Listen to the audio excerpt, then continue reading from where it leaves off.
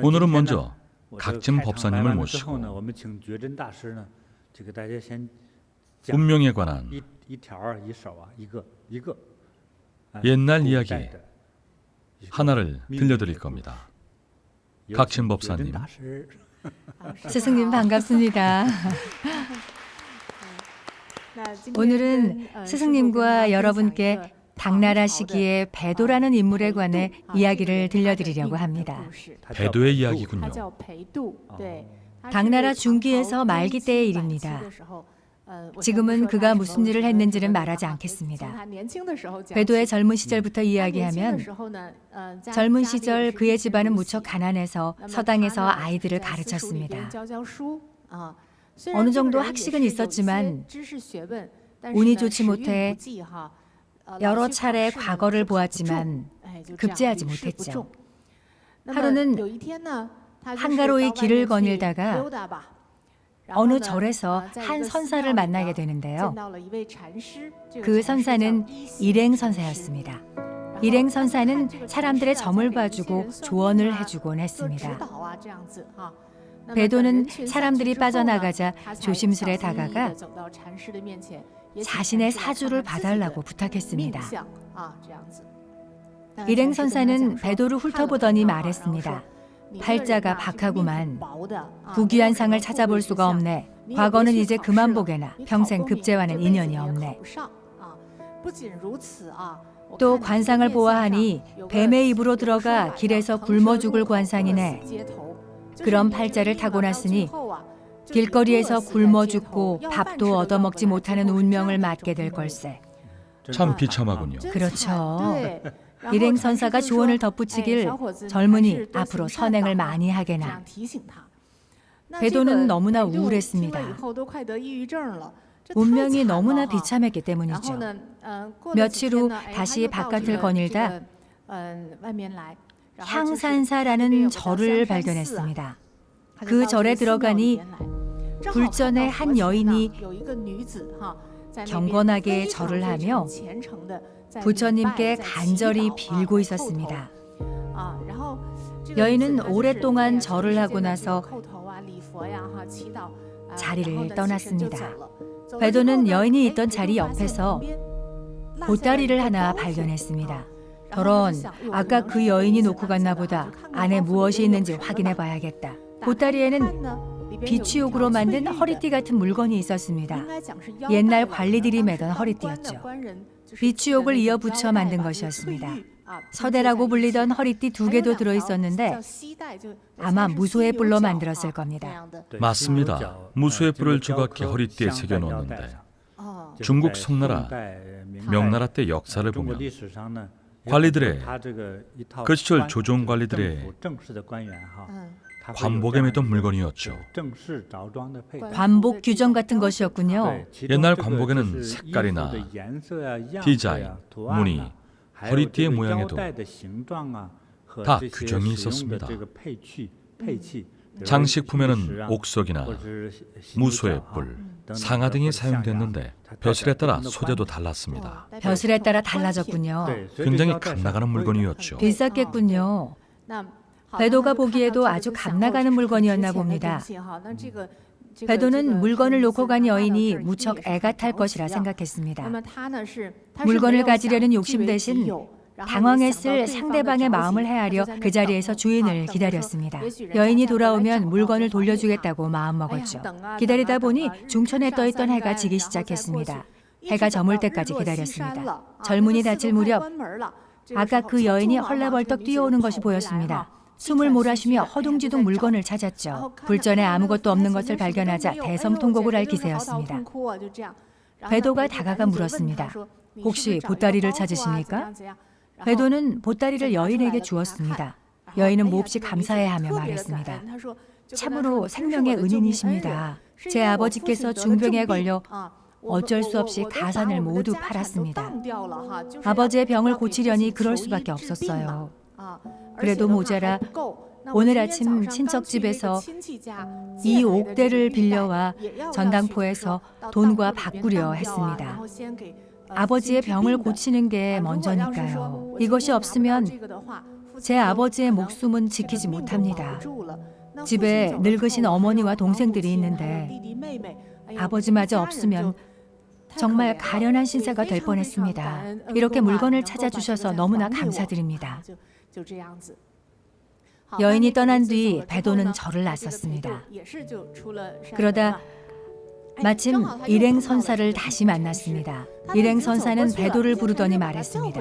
젊은이, 잠깐 이리 와보게. 내가 얼마 전 자네의 관상을 봐주지 않았는가? 오늘 보니 자네의 관상에 변화가 생겼네. 며칠 만에 바뀌었을 리가요. 며칠 동안 제 관상 때문에 몹시 우울했는데요. 일행선사가 말을 이었습니다. 자네의 눈빛이 전처럼 겉돌지 않는다네. 오히려 눈빛에 기운이 생겼고 자줏빛 광채마저 감도는구만. 귀한 몸이나 관리가 될 상일세. 전에 길에서 굶어 죽는 주름이 있다고 하지 않았나? 지금은 그 주름이 좋은 방향으로 바뀌었네.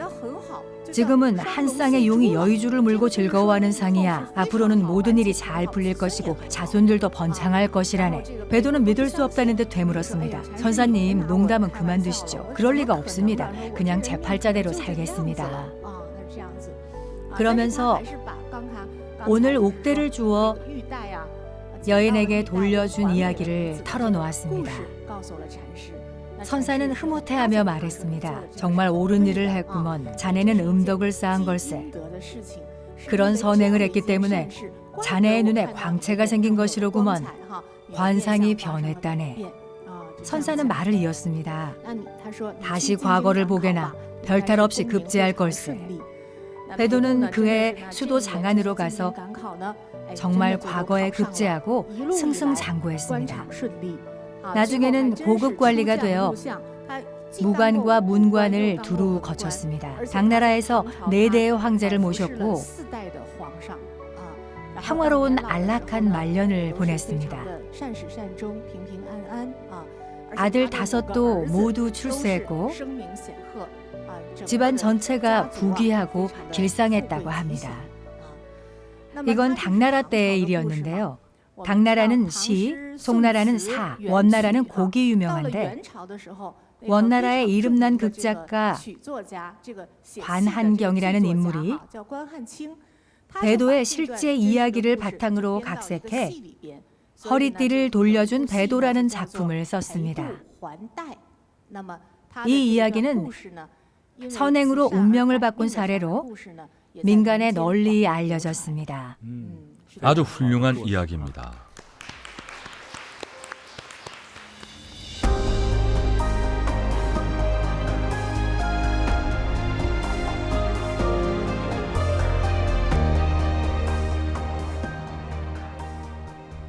눈여겨볼 것은 2가지입니다. 먼저 배도라는 인물은 훗날 내왕주의 원로 대신이 됩니다.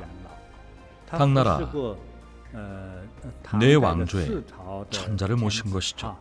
그리고 이 이야기에서 주목할 점은 얼굴의 입부분입니다. 등사 입구였나요?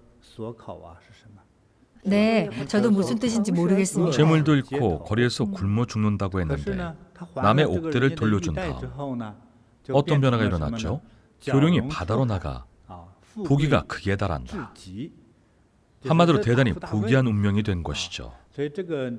관상에서 특수했던 모양이 아주 조금 바뀌었는데도 배도의 운명에는 엄청난 변화가 일어났습니다.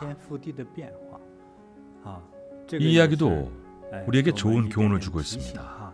아주 특별한 이야기입니다.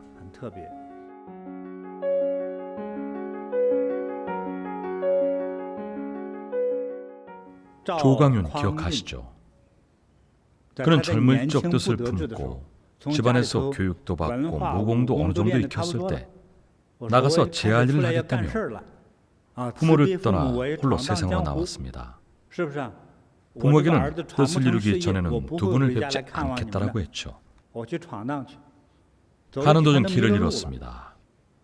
그러다 허름한 불교 사원에 들어가게 됐습니다. 돈도 바닥난 상태였습니다. 애초에 돈을 많이 가지고 나오지 않았습니다. 사내 대장부로서 언제까지 부모 곁에 있을 수는 없고 스스로의 길을 개척해야겠다고 생각해 돈도 조금만 들고 나왔습니다. 길을 잃고 돈까지 바닥났으니 종교사원에 몸을 의탁할 수밖에 없었습니다. 돈이 없어도 받아주는 곳이었으니까요.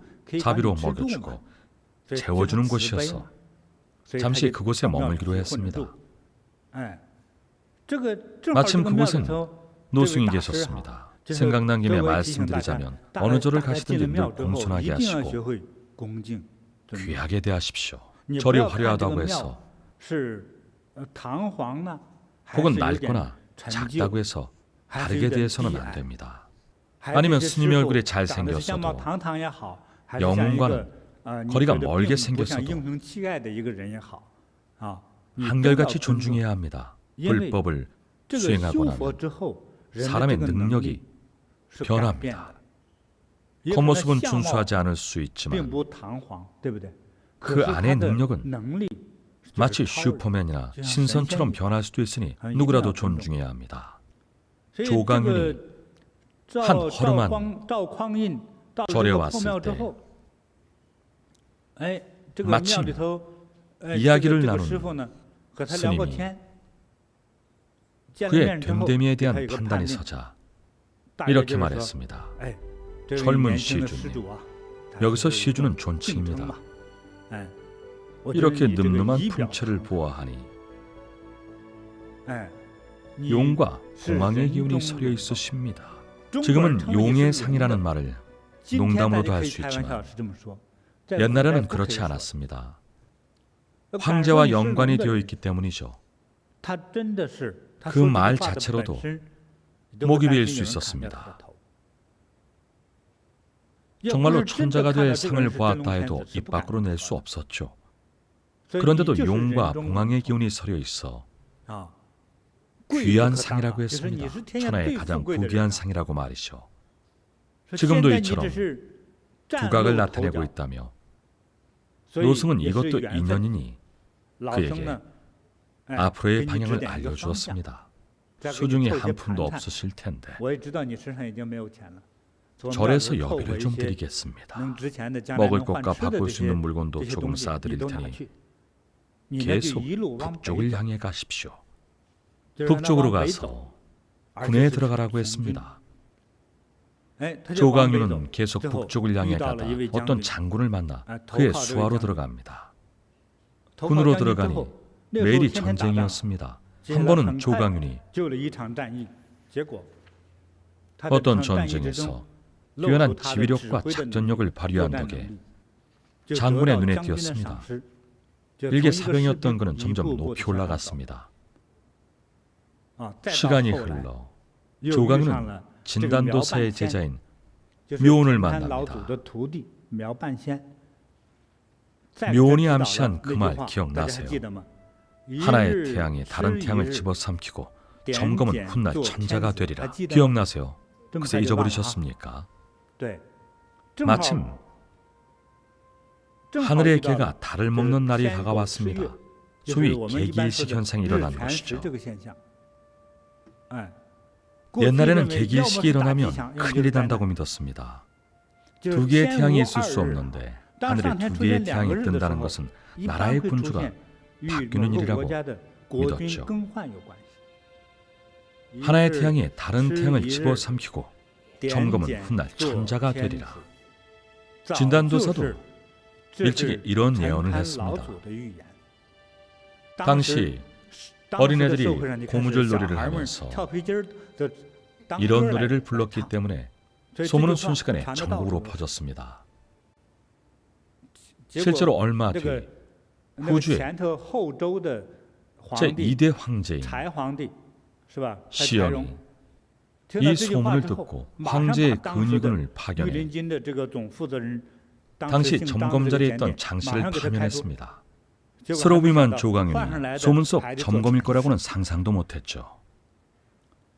그 당시의 지도자 황제라는 자리에 올라도 나라를 잘 다스리고 내란을 제압하고 외침을 막는 일은 참으로 어려웠습니다. 그래서 늘 좋은 방안을 제시하는 현자들을 찾아다녔습니다. 중국 전국 시기의 왕들도 현자들의 조언에 목말라 했습니다. 덥고 지치는 여름날 시원한 물과 수박을 찾는 것처럼 언제나 갈증이 있었습니다.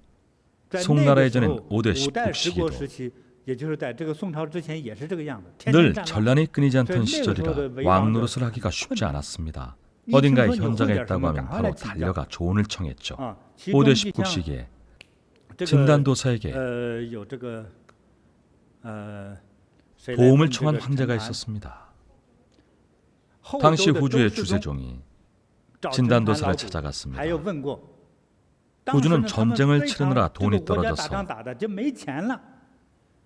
땅에서 철 같은 검은 금속을 파낸 다음 수도자들을 불러왔습니다. 옛날 수도자들은 연단술을 할 줄 알았기 때문이죠. 연금술과 연단술을 할 줄 아는 그들을 불러와 쇠를 금으로, 은을 금으로 바꿔달라고 했습니다. 후주의 천자는 진단도사를 불러놓고 물었습니다. 이제는 전쟁을 치를 돈도 없습니다. 여기 무쇠가 있으니 도사님의 공력으로 무쇠를 금으로 바꿔줄 수 있을까요? 전쟁도 치르고 백성들도 먹고 살 수 있도록 말입니다. 진단도사를 모시와 이런 부탁을 하자 진단도사는 뭐라고 했을까요? 폐하는 천하의 군주이자 귀한 군주이십니다. 정당한 방법으로 나라를 다스리고 백성들을 배부르게 하셔야지 저와 같은 수도자를 찾아 민간의 술수를 써서 백성의 고난을 해결하려고 하시면 안 됩니다. 잔기술을 쓰는 것은 그릇된 행동입니다. 정확한 방법으로 나라를 다스려야지 이러시면 안 됩니다. 이러한 마음이어야 합니다.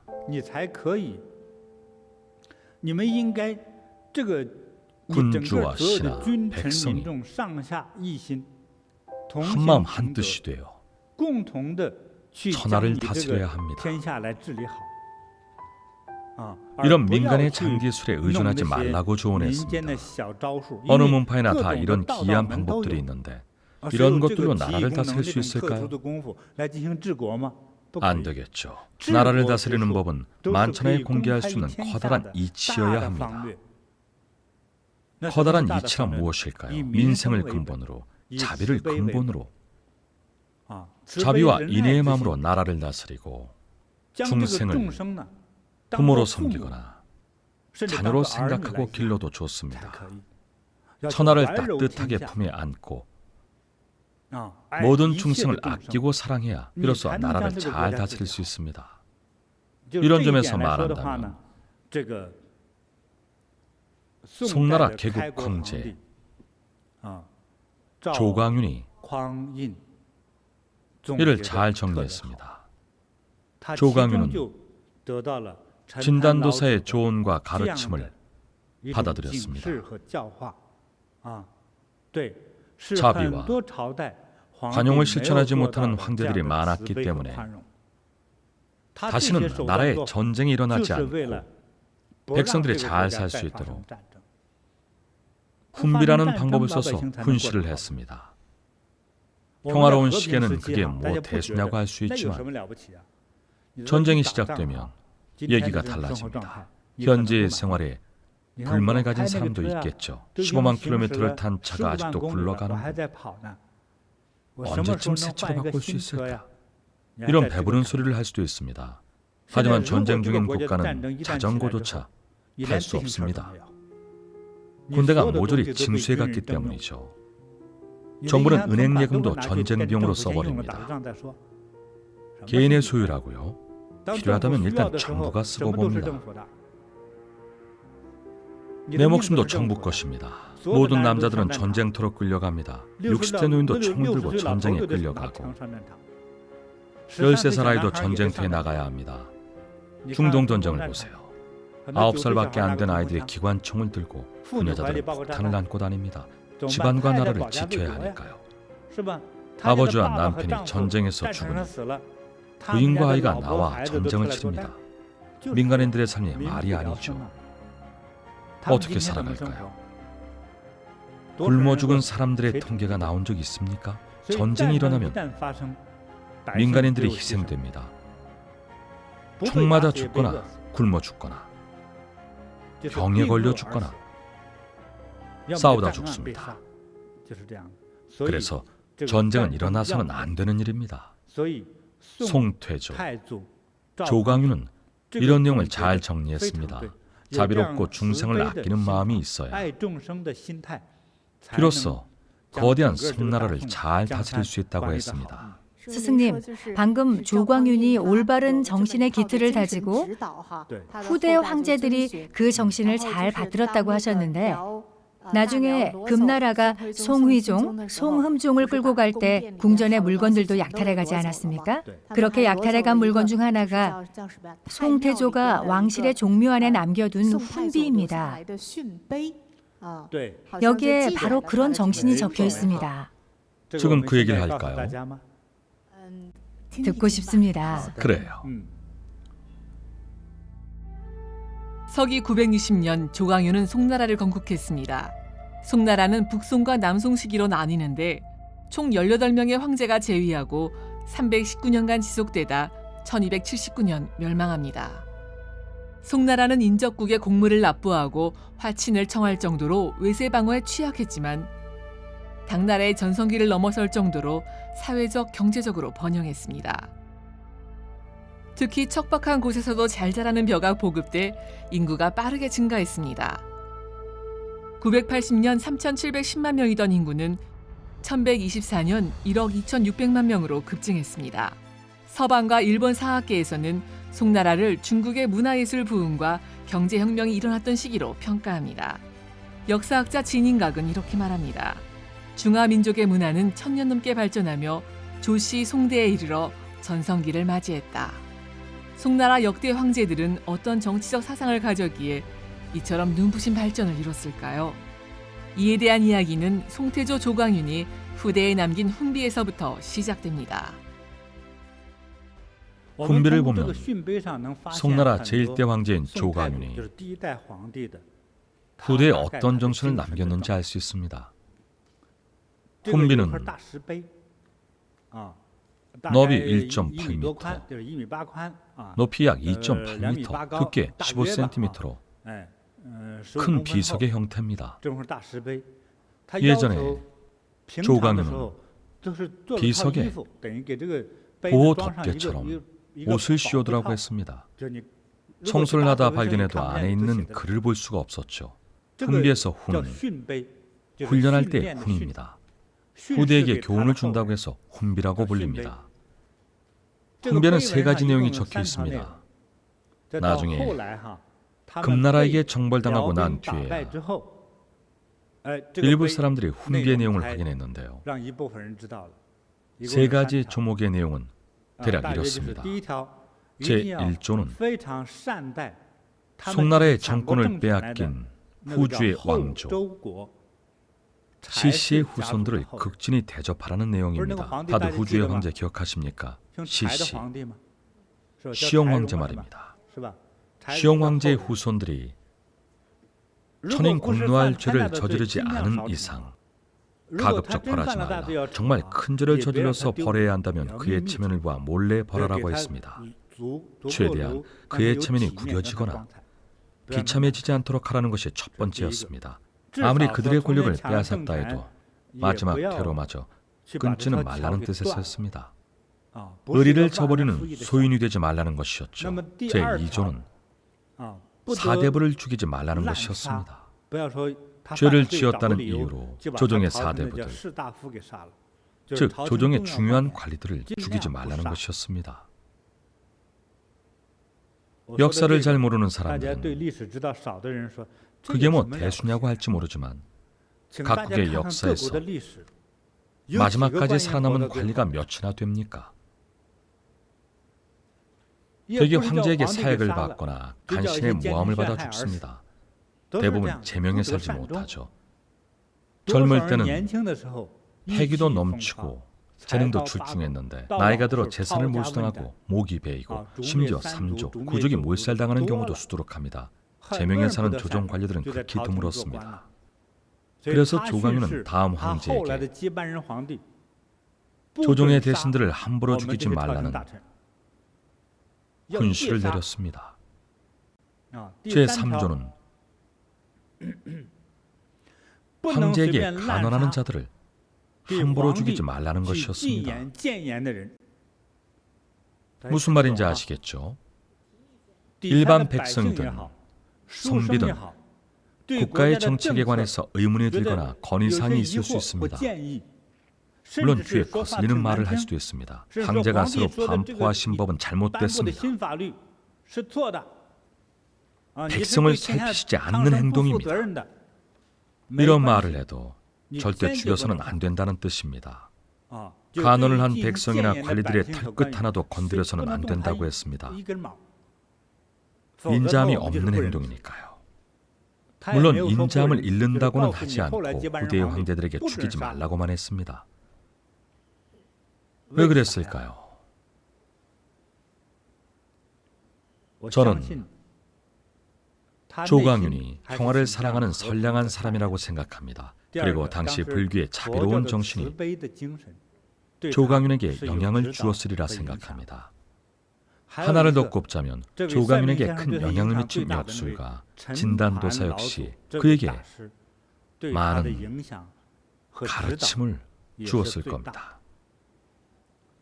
중국 도교에서 하늘의 이치를 연구하는 사람들 사이에는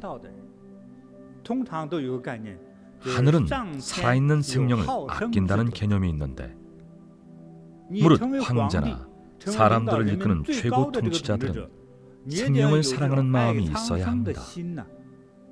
천하를 보듬는 부모의 역할을 해야 합니다. 그러지 않으면 어리석은 군주, 폭군인 겁니다. 그래서 조광유는 인자함으로 천하를 다스리고 선량함으로 백성을 대하는 것을 중요하게 생각했습니다. 자신의 행정력과 통치력으로 백성들이 편안히 살기를 바랐습니다. 전쟁을 좋아하는 이웃 나라에 돈을 주고서라도 쳐들어오지 말라고 부탁했습니다. 평화를 돈으로 사더라도 백성들이 무기를 들고 전쟁을 하는 일이 없도록 했습니다. 북송의 왕조들은 항상 이런 정책을 폈습니다. 진정한 하늘의 이치를 알게 된 조광유는 그러한 이념을 정치에서 실천했고 자신의 뒤를 잇는 후손들에게 남겨 이념에 따라 나라를 잘 다스리도록 했습니다. 송나라 황제만 제외하고 모든 왕조에서 편안한 최후를 맞는 관리는 거의 없었습니다. 조정의 관리들은 제명에 사는 경우가 극히 드물었습니다. 있어도 아마 1% 정도에 불과할 겁니다.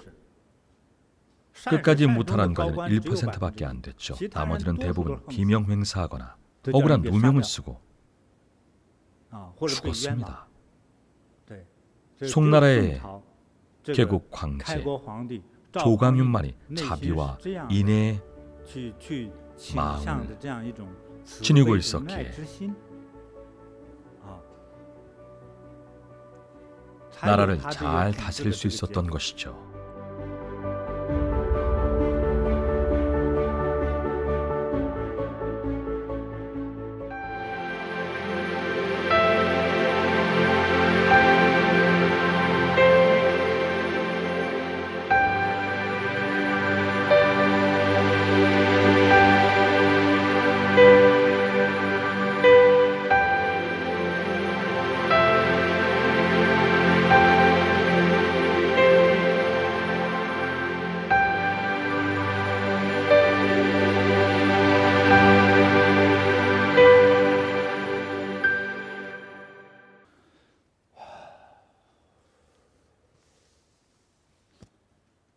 여러분의 질병과 번뇌, 고통이 사라지기를 기원합니다.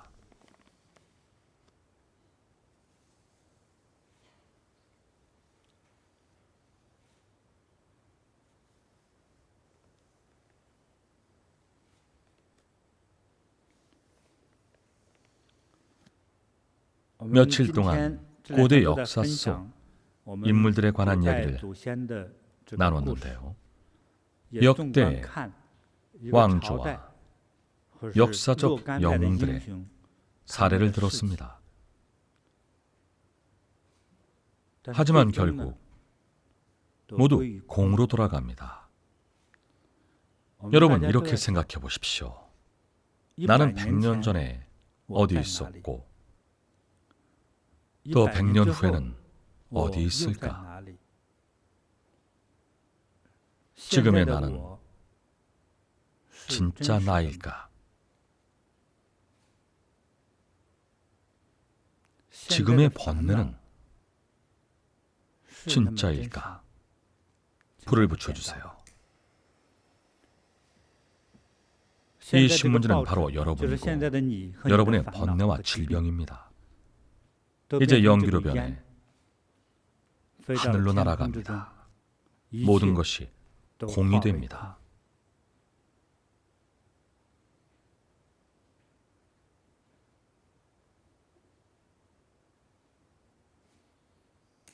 수많은 번뇌도 다 우리 자신이 만든 것입니다. 때로는 다른 사람이 내게 번뇌를 줬다고 생각합니다. 저는 여러분 스스로가 번뇌를 만들고 받아들인 거라고 말씀드리고 싶습니다. 받아들이지 않으면 번뇌는 생기지 않습니다. 지금 없으면 나중에도 번뇌는 없습니다.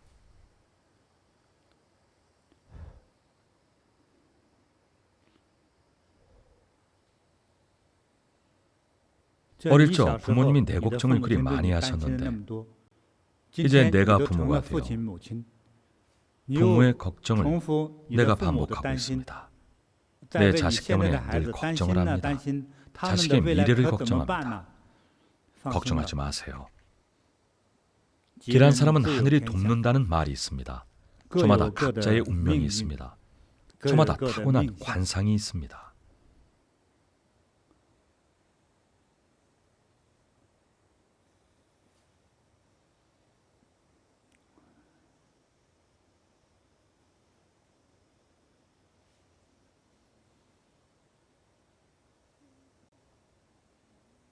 사람에게 지각력이 없다면 자신의 존재도 느낄 수 없습니다. 내가 민감할수록 느끼는 것도 많고 자연히 번뇌도 많아집니다. 그래서 똑똑한 사람일수록 번뇌가 많습니다. 아둔한 사람은 번뇌가 없습니다. 누가 날 욕하든 짓밟든 조롱하든 이해하지 못합니다. 똑똑하고 민감한 사람일수록 남의 말과 남의 시선을 보고 뭔가 심상치 않다는 것을 느끼고 번뇌하기 시작합니다. 타인의 시선에 나와 무슨 상관이 있습니까? 그런데 마음은 이미 불편해지기 시작합니다.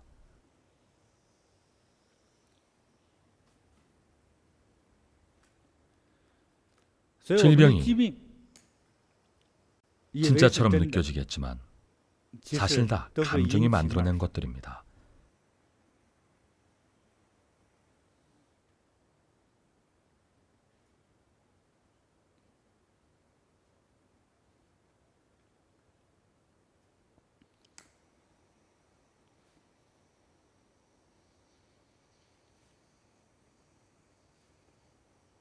욕심이 만들어내고 사랑이 만들어내고 탐욕이 만들어낸 것입니다. 아름다운 것과 번뇌라는 것은 사실 마음속의 경계에 불과합니다. 좋은 것과 나쁜 것에는 차이가 없습니다. 예전에는 자전거만 타도 좋았는데 지금은 남이 모는 차를 보고 얼른 이놈의 자전거를 갖다 버리고 차를 사야겠다고 생각합니다.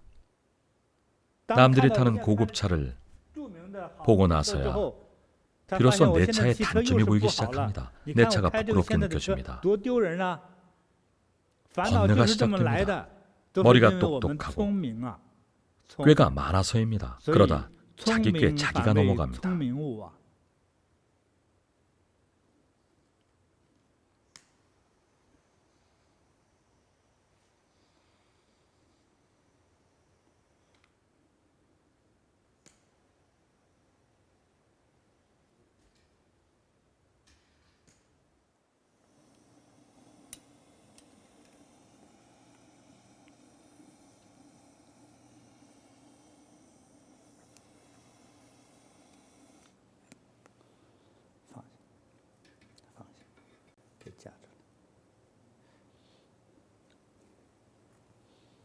이제 모든 것이 사라졌습니다. 불에 다 사라졌습니다. 여러분의 질병과 번뇌가 한 줄기 연기가 되어 날아갔습니다. 모든 것이 편안해졌습니다. 정말로 모든 것들이 존재한다면 100년 전에 여러분은 어디 있었습니까? 아직 태어나지도 않았다고요. 그럼 태어난 이후의 일을 말해봅시다. 100년 후에는 어디에 있을까요? 100년 이후가 너무 멀다는데 그럼 20년 후에는 모르죠. 그럼 다 어디에 있을까요? 공으로 돌아갑니다. 언젠가는 다 공으로 돌아갑니다. 그러니 지금부터 우리의 마음을 비웁시다. 본래 어떠한 사물도 없으니 어찌하여 먼지라고 있겠는가? 번뇌는 모두 마음이 만드는 것이니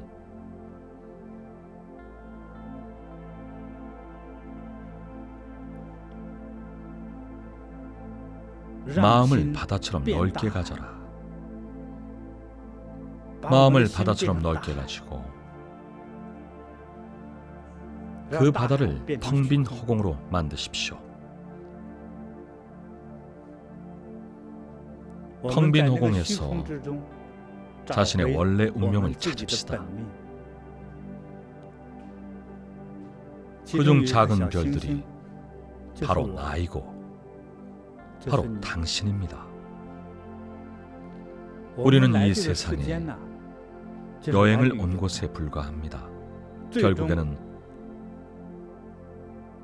모든 것을 얻을 수 없고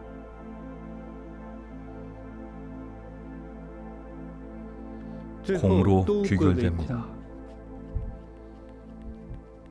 수학적으로 설명하자면 1에서 90, 9천, 9만으로 간다 해도 마지막 순간에는 0으로 돌아갑니다. 병원의 심전도 기계 화면처럼 뚜뚜뚜뚜 하다가 마지막에는 심장이 삐 정지하면서 0이 되죠. 모든 것은 0으로 돌아갑니다. 우리 시신을 화로에 넣으면 한 줌의 재가 나올 것입니다. 남겨두지 않았다면 그 한 줌의 재조차 없을 겁니다. 제 말을 듣고 깨달음을 얻는다면 즉시 번뇌가 사라지고 즉시 질병이 사라지고 즉시 모든 것이 가벼워집니다. 원인을 알 수 없는 피부병도 즉시 사라집니다. 피부병은 거의 대부분 마음의 문제입니다. 다 마음이 만들어내는 것입니다. 모든 병도 마음이 만들어내는 것입니다. 부인병 중 종양의 대부분도 마음이 만들어내는 것입니다. 마음의 상태가 문제입니다. 늘 마음의 긴장을 풀지 않고 팽팽한 상태로 있다가 어느 정도를 넘어서면 이리저리 뭉쳐 혹이 됩니다. 보통 의사들이 잠시 만져보고 여기 혹이 있네요 라고 말을 하죠. 무슨 혹일까요? 마음의 혹이 육체의 혹으로 변한 겁니다. 감정의 응어리가 기체의 덩어리로 뭉치고 그것이 살덩어리가 되어 종양으로 발전한 것입니다. 그러면 어떻게 해야 할까요? 모든 것이 공으로 돌아간다는 사실을 인지해야 합니다. 편하게 생각해야 합니다. 괜찮을 거야. 아무것도 없어. 나 자신이 만들어낸 것들이야. 내가 너무 민감해서 그래.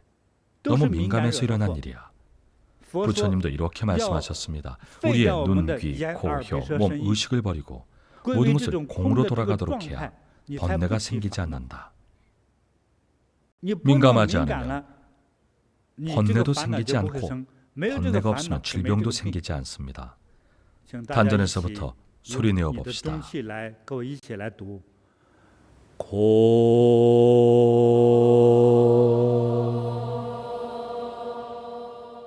공을 소리내어 말할 때 자신이 우주와 시공간의 구멍이 되었다고 생각하십시오. 커다랗고 텅 빈 구멍입니다. 다시 한번 해봅시다. 공입니다.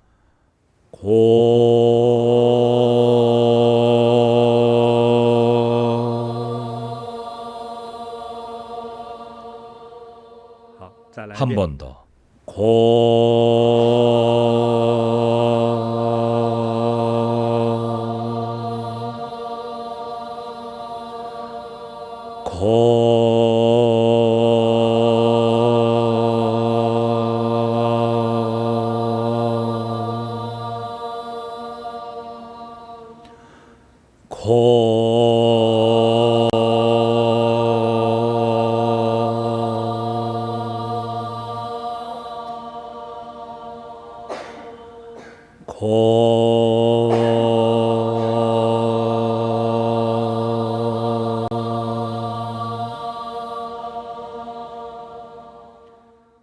모든 것은 다 있음으로 인한 것입니다.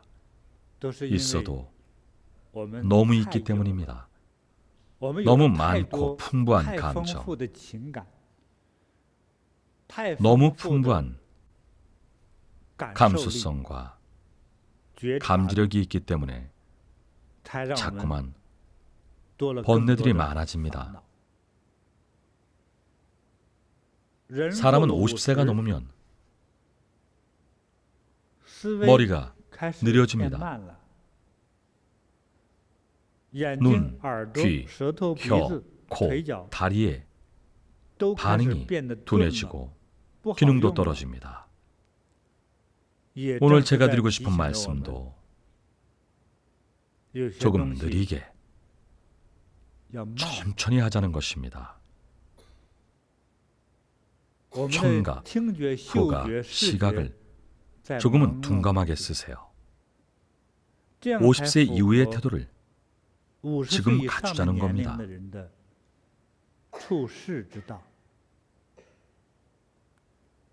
너무 똑똑하게 보고 똑똑하게 들을수록 그만큼 번뇌도 많아집니다. 머리 회전이 너무 빠르고 대답을 너무 빨리 하면 스스로 번뇌를 만들게 됩니다. 너무 똑똑하게 들어도 번뇌가 생깁니다. 내 반응이 너무 빠르고 말을 너무 많이 하면 다른 사람에게 번뇌가 생깁니다. 그러니 조금만 반응을 천천히 하고 조금만 말을 적게 하고 조금만 눈을 흐릿하게 뜨고 조금만 탐욕을 덜어내고 조금만 더 남에게 양보하는 것이 장수의 비결, 건강의 비결, 청정의 비결입니다. 모든 번뇌는 눈, 귀, 코, 혀, 몸, 의식이 가져옵니다.